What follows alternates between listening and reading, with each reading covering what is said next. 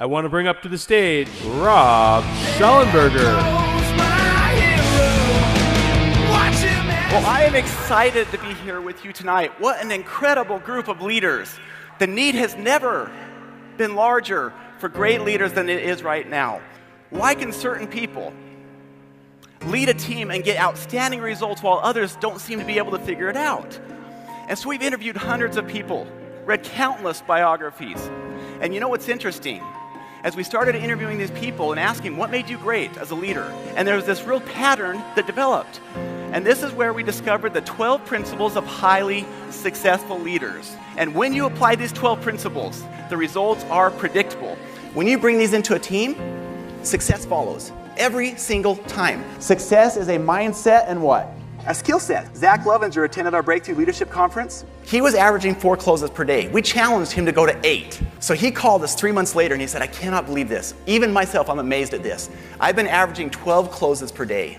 His income went up by 300%. I've seen that story repeated over and over and over again. We were with the president of Rwanda about 3 years ago, and he was asking Rob and Steve, as the president of Rwanda, how do I apply these 12 principles to really lead this country? Now, that country is the second fastest growing economy in all of Africa. Imagine the impact if all of your employees started thinking this way.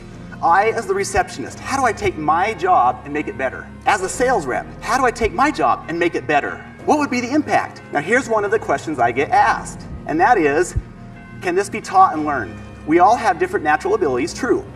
But you can take anyone and put them through a training, and they will all be better as a result of that day. How can we expect our employees to become their very best if we're not arming them with the skill set and the mindset? Now, how often have we been to a keynote where we were inspired? We heard a cool story, and we're like, man, I'm so motivated. And then what happens 2 weeks later? It fizzles out and fizzles away. And that's not going to happen, because becoming your best is something that is sustainable. It's a journey. And at becoming your best, we don't do anything halfway. We're going to share with you specific tools and processes so that this lasts well beyond just this morning. And the question is, how will we choose to set our sail? Will we catch the wind? Will you be a leader that transforms this planet? Give it up for Rob Shallenberger, dear friend and a leader of men and women.